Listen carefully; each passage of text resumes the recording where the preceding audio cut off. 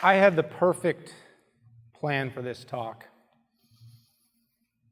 I was going to come out on stage, and I was going to share with you a story from my childhood. Something my father had told me when I was just a boy about relationships. And I was sure this would resonate with all of you, because we all have those moments in our childhood that a parent, a friend, a loved one said something to us that really stuck with us, that has become maybe even something that we tend to share with our friends and loved ones and coworkers. Until 3 weeks ago, that was my plan. You see, 3 weeks ago, I gave birth to my son. Hold on. 3 weeks ago, my wife gave birth to our son, Matthew. Matthew's my third child. However, he's the first in 10 years. My oldest daughter, Haley, who's sitting right up here up front, say hi, Haley, is 14, and she was born in 2001. And my younger daughter, Avery, is 10, and she was born in 2005. And having a child today is much different than it was 10 years ago. And it's even more different than 14 years ago. You see, 14 years ago, when we had Haley, we didn't have smartphones. If I recall correctly, at that time I had a navy blue Nokia phone. And the only thing I could do on that phone, besides make phone calls, was that little snake game. In 2005, when we had Avery, we didn't have Facebook. And unless you're a college student, neither did you.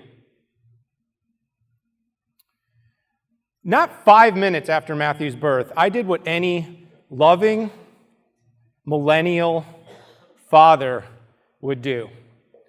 I broke out my phone. I found all the cutest pictures I could of Matthew. I found pictures of Matthew with mom, Matthew with me, pictures of his footprints on the back of my hand. I found Matthew with his sisters. I found Matthew with the doctors, the nurses, the custodians. I found every cute picture I could, and I posted them all over social media. Facebook, Twitter, Instagram, LinkedIn, Snapchat. You could pretty much bet if I had an app for that, I posted a picture of it. And it wasn't but a few seconds after I posted it that onslaught of responses started coming in. And I think some of us who use social know this feeling really well when a lot of people start to like something you share. And you see the likes coming in, and some of them are even from people that you know. And you're just really excited, right? All these people are excited about what's happening in my life. It's like a little euphoric, a little bit of a drug. But I remember, and I'm sitting here, and I'm looking in the stream of likes coming in, and I'm looking at the stream of responses and all the congratulatories that were coming in. And then I looked around for a minute.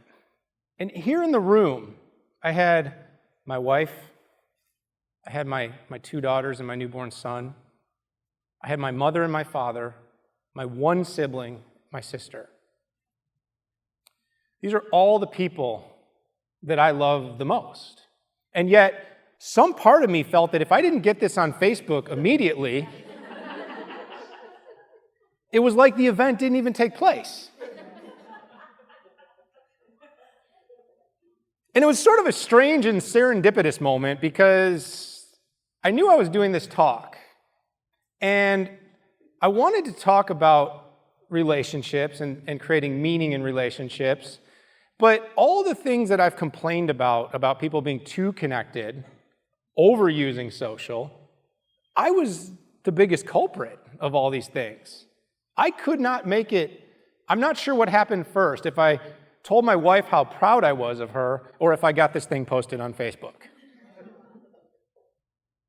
And so I begged to question, I'm here with my newborn son, holding him like a little football. That old parenting came right back to me. I was real comfortable again. One phone in the other hand, I put it down momentarily, and I said, how am I going to build a meaningful relationship with my son and with my daughters if I give them the same fraction of my attention that I'm giving to everybody else? And my first instinct at that point was, maybe I had to take a big step back. Maybe it means you have to go back to the good old days, the days before Facebook. No more social media, no more technology. That thought lasted about 10 seconds. Because I'm sure the impact of social is only going to become greater in our lives. And frankly, technology is a beautiful thing. I think all of us can probably point to at least one or two relationships we have that was 100% based on technology that we would never have made if social media or technology didn't exist. So I'm in this conundrum. I'm a CEO, I'm an author, and the vast majority of my success in business has actually been directly related to the way I use technology and the way I use social media. But I also know when I'm sitting here with my newborn child in my arms and I'm looking at him, I want to do better. I want to do better and make a better connection. But it wasn't just him. It's just all the most important people in my life. And so I wanted to learn a little more about this behavior, and I did a little research, and IDC actually came out with a study on this. And of 18 to 44-year-olds, 79% of us are on our devices or connected to them 22 hours per day. Of that group, 80% make it the very first thing that they do, that we do in the morning, is to check our phones. Anyone else? But that's not bad enough. So we check our phones first, and then we proceed to check our phones 150 more times throughout the day. And as I'm reading these stats, I see trails of myself everywhere, except I'm sure it's more like 300 or 400 times for me. And it's at the dinner table. I can think of countless times where we're sitting there and my daughter Haley will be telling me a story and I'm on my phone and my wife will say, oh, no, Daddy's not here right now. Daddy's on the phone with his social media people or his work people. But I'm right there.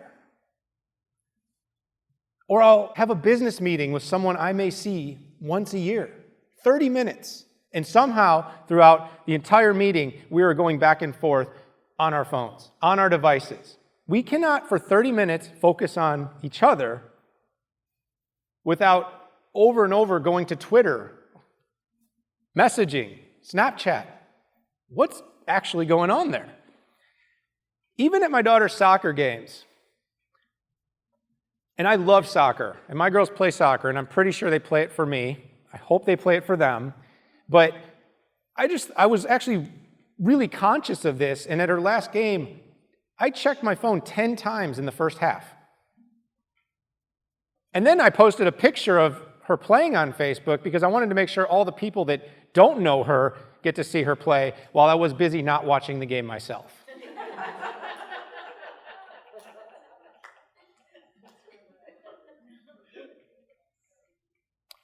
And I don't know if this is an unconscious behavior that's come over me, it's a subconscious behavior, but what I came to realize is my desire to be popular online, to have thousands of Facebook friends, to have tens of thousands of followers on Twitter, has actually caused me to put secondary relationships ahead of the most important people in my life. And I think somehow I've found comfort in it because I'm not alone. I've walked into countless restaurants and seen entire families on their phone, parents shoving iPads in their kids' laps, not because they want to teach them technology, because they want them to be quiet. I go to business conventions, and this is great. Everybody comes to one city to meet, and you can watch them all come together to spend time on their phones. Just walk the halls, walk the floors, and if you want a little extra entertainment, watch them walk into each other and into walls. But you see, this isn't the exception anymore. It's the rule. This is what's going on. And I would challenge you to consider this. We have grown into a time where our level of intimacy with our device has surpassed our level of intimacy in our marriages, in our friendships, and with many of the people that we're supposed to be closest with. And I got validation of that actually here yesterday when someone informed me that Las Vegas held its first wedding between a man and his iPhone.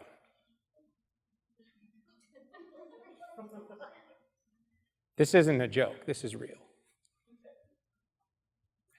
But I can only spend so much time stewing on all this. I'm the kind of person that basically once I realize I have a problem, action is what I do. I take action and I make decisions of how I'm going to go forward. And what I've basically concluded is there's two important things that I focus on. And the first is that I have to acknowledge that this isn't changing. I have to acknowledge that tech is going to be a very big part of my life and that's okay, actually. It's okay to love technology. There's so much value in technology. There's so much potential in the way it can connect us to the world. But I also need to choose balance. I need to choose that if I want to have a great relationship with my newborn son, Matthew, with my daughter, Haley, with my wife, I have to make time.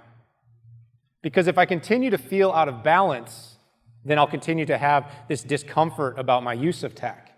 If I continue to just focus on tech, my relationships will suffer.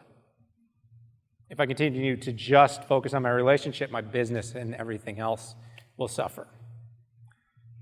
So I need to make a couple changes, and this is what they're going to be, though. One, I'm going to pick quality. Quality over quantity every time.